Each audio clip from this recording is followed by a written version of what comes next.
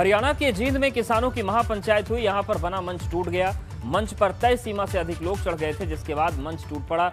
इस दौरान राकेश टिकैत भी वहां मौजूद थे, लेकिन सभी लोग संभले और राकेश टिकैत ने कहा कि कोई दिक्कत नहीं है, किसानों की लड़ाई मजबूती से लड़ी जा रही है। तो क्षमता से बहुत ज्यादा लोग मंच पर सवार हो गए थे और देखते ही देखते देखिए मंच टूट गया। हालांकि ये गनीमत रही, अच्छी बात रही कि किसी को चोट नहीं लगी, लेकिन लापरवाही निश्चित तौर से ये थी, क्योंकि मंच की एक क्षमता होती है और क्षमता से कहीं ज्यादा लोग मंच पर खड़े हो गए थे।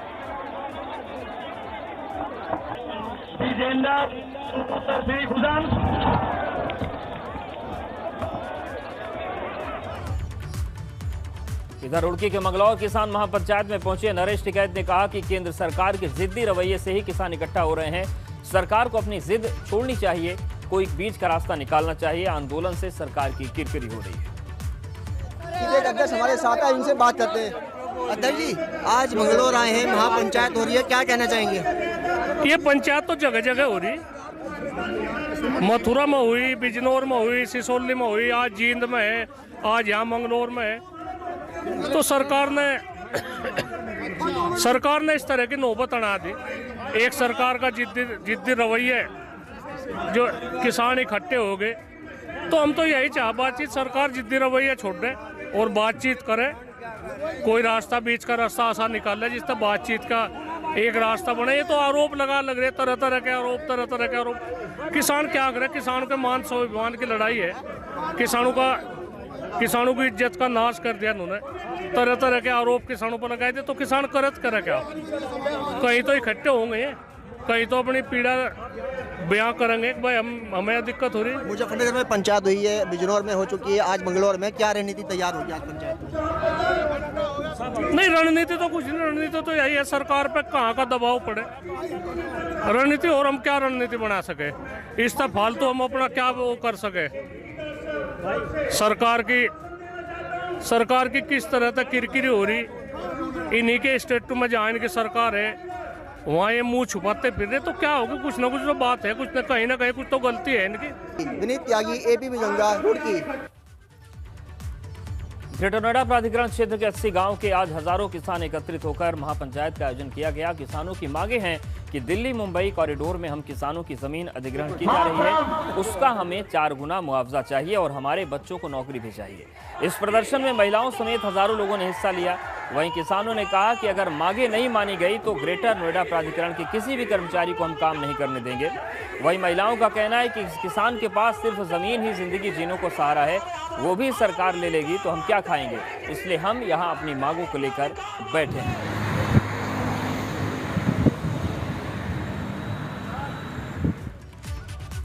उत्तर प्रदेश के 42 जिलों के किसानों को सीएम योगी आदित्यनाथ ने बड़ी सौगात दी है। कार्यक्रम में सीएम योगी ने सिंचाई विभाग के 300 परियोजनाओं को हरी झंडी दी। पैदावार बढ़ाने और खेती में आसानी के लिए सिंचाई विभाग के 2000 करोड़ की परियोजना का सीएम योगी ने लोकार्पण और शिलान्यास किया। इस दौरान सीएम ने किसानों से संवाद भी किया। मुझे याद है 2017 में जब प्रदेश में हमारी सरकार बनी थी तो 40 जनपद ऐसे थे जो बाढ़ के लिए अति संवेदनशील और संवेदनशील माने जाते थे, जिनमें 24 जनपद अति संवेदनशील थे और 16 जनपद संवेदनशील श्रेणी में रखे गए थे। बाढ़ प्रभावित क्षेत्रों में पहले ही वर्ष मुझे दौरा करने का अवसर प्राप्त हुआ था। राहत सामग्री के रूप में कोई भी पुख्ता व्यवस्था नहीं थी। बाढ़ बचाव के लिए क्या कार्य योजना है, इसका कहीं अता पता नहीं था। और आज मुझे प्रसन्नता है कि प्रदेश की जनता को बाढ़ जैसी प्राकृतिक आपदा से बचाव करने के लिए राज्य सरकार ने समय से अस्थायी समिति की बैठकों को संपन्न करना,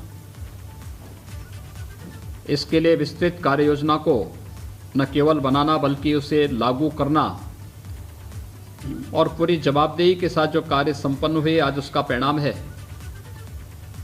कि इस वर्ष 146 परियोजनाओं का लोकार्पण का कार्यक्रम हम संपन्न कर रहे हैं और 170 नई परियोजनाओं का शिलान्यास का कार्य यहां पे प्रारंभ हो रहा है। वहीं गोरखपुर में चौरी चौरा शताब्दी महोत्सव को लेकर तैयारी तकरीबन पूरी हो गई है। इस कार्यक्रम में सीएम योगी के साथ साथ पीएम मोदी भी शिरकत करेंगे। पीएम मोदी कार्यक्रम में वर्चुअल माध्यम से जुड़ेंगे। शताब्दी समारोह की तैयारी को लेकर commissioner, DM, IG, CDO, SDM ने सभा स्थल की बैरिकेडिंग टेंट व्यवस्था का निरीक्षण किया। कमिश्नर ने नगर पंचायत चेयरमैन प्रतिनिधि को बाजार में हर घर पर तिरंगा झंडा लगवाने का निर्देश दिया है। सभा स्थल पर 5000 कुर्सियां लगेंगी। मंच बनकर तैयार हो गया है। सभा स्थल के पास स्टॉल लगाए जाएंगे। शताब्दी वर्ष की शुरुआत सुबह 8:30 बजे से 10 बजे तक प्रभात फेरी निकालकर की जाएगी। प्रभात फेरी में माध्यमिक विद्यालय के बच्चों के अलावा स्काउट गाइड, एनसीसी और एनएसएस के कुल 500 बच्चे शामिल किए जाएंगे।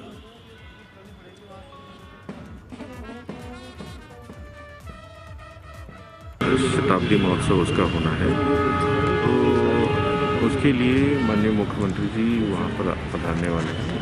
वो ही वहाँ स्मारक पर जो बैंड की व्यवस्था होनी है वो पुलिस की तरफ से होनी है।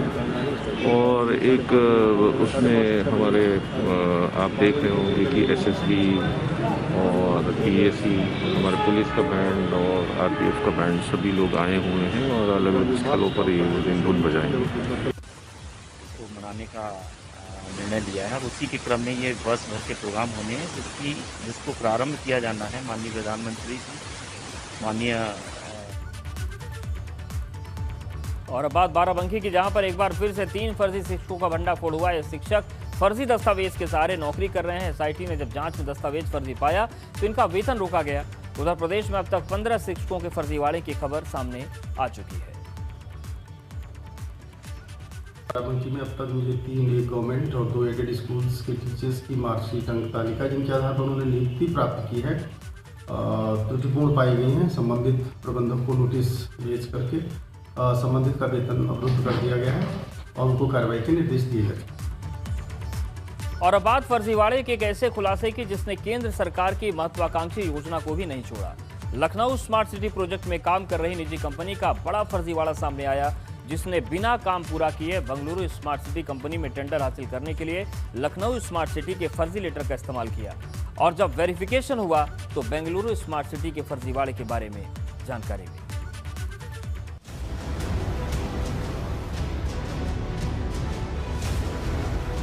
स्मार्ट सिटी यानी कि ऐसा शहर जो आधुनिक सुविधाओं से लैस हो और आम शहरों से खास हो।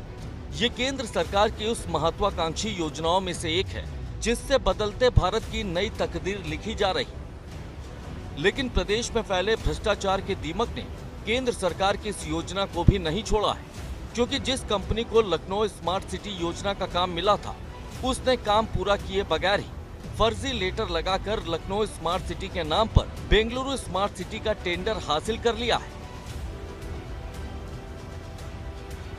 सिटी के अंतर्गत जो एमएसआई का कार्य जिनके द्वारा संपादित कराया जा रहा है वो फ्लुएंट ग्रिड करके एक कंपनी है, उनको इसका दायित्व मिला था। किसी दूसरे शहर बंगलौर में किसी कार्य के लिए उनको जो अपने एक्सपीरियंस सर्टिफिकेट लगाने थे उसमें उनके द्वारा हम लोगों ने जो दिया था वर्क इन प्रोग्रेस, चूँकि अभी कार्य कंप्लीशन की स्थिति में नहीं हुआ है तो वर्क इन प्रोग्रेस का सर्टिफिकेट दिया गया था, जिसको उनके द्वारा कुछ फॉर्जरी करके कंप्लीटेड दिखा करके वहाँ पर प्रपत्र लगाया गया था। जब वहाँ से वेरिफिकेशन के लिए आया तो यहाँ पर इस चीज़ को देखा गया। तदुपरांत संबंधित थाने में उनके विरुद्ध संबंधित धाराओं में मुकदमा दर्ज करके कार्रवाई करने के लिए सक्षम अफसर से लिखा जा चुका है।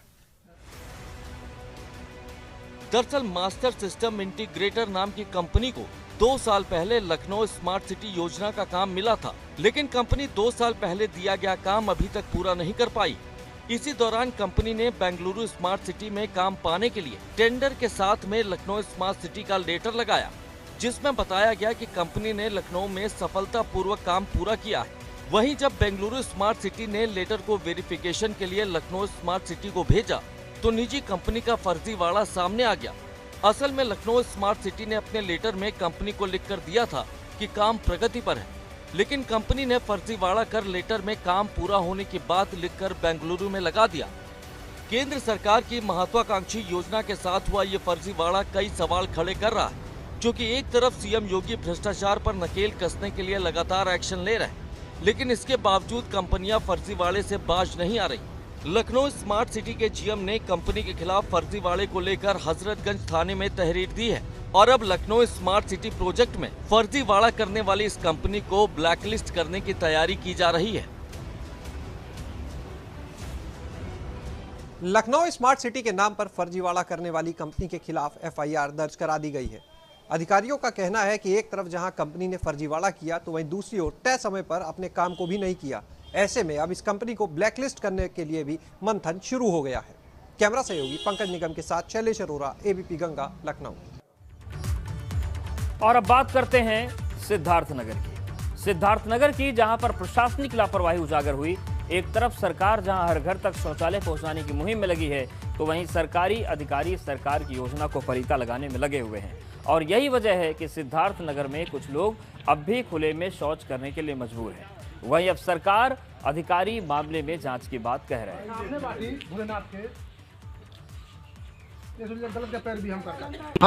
अभी तक कोई कार्रवाई नहीं हुआ सर। हम कमिश्नर साहब को दिए, डीएम साहब को दिए, जनता दरबार वहाँ नौकर लगा वहाँ दिए, मुख्यमंत्री पोर्टल पे 4-4 बार हम शिकायत की, लेकिन अभी तक कोई शिकायत हमारा हल नहीं हुआ। ना मेरे यहाँ कोई जांच करने आया। अगर शौचालय के नाम पे पैसा ग्राम प्रधान ने या किसी ने भी लिया है तो उसके खिलाफ जो भी कार्रवाई है वो की जाएगी।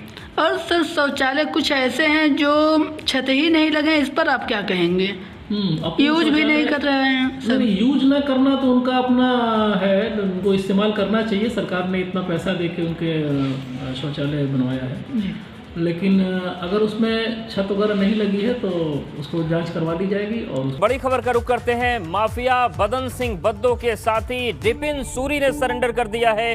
पुलिस दबाव के चलते सरेंडर किया। गैंगस्टर कोर्ट में सरेंडर किया गया है। कोर्ट ने 14 दिन की न्यायिक हिरासत में उसे भेजा है। बदन सिंह को भगाने में इस आरोपी की डिपिन की अहम भूमिका थी। थाना ब्रह्मपुरी में डिपिन के खिलाफ गैंगस्टर का मुकदमा दर्ज है। तो कुछ दिन पहले बदन सिंह बद्दो की हवेली को गिराया गया था और उसका असर दिखना शुरू हो गया है। माफिया बदन सिंह बद्दो के साथ ही डिपिन ने सरेंडर किया है।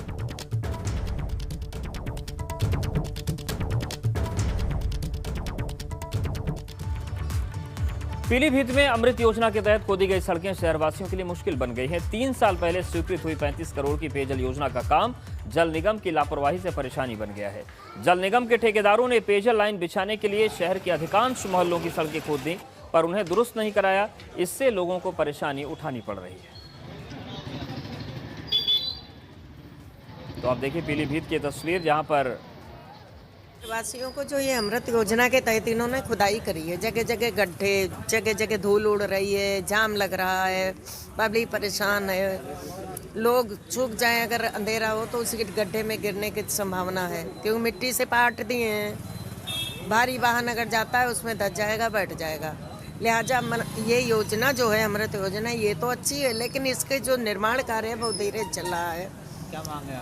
हमारी मांग ये है कि जो खुदाई पड़ी हुई है, जो खुदी हुई सड़कें पड़ी हुई हैं, उनको अविलंब पाटा जाए और उनको बाकायदा पक्का किया जाए।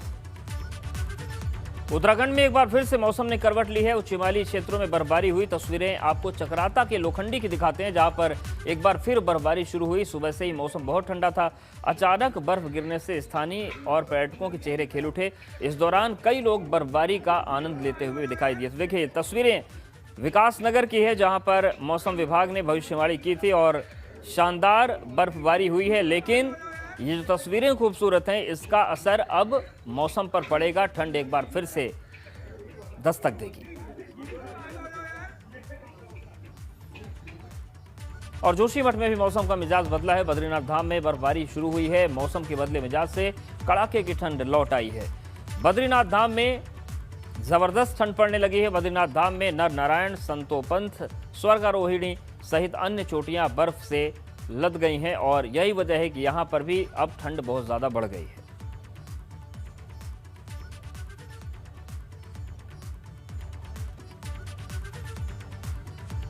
और इस बुलेटिन फिलहाल इतना ही। बने रहिए हमारे साथ।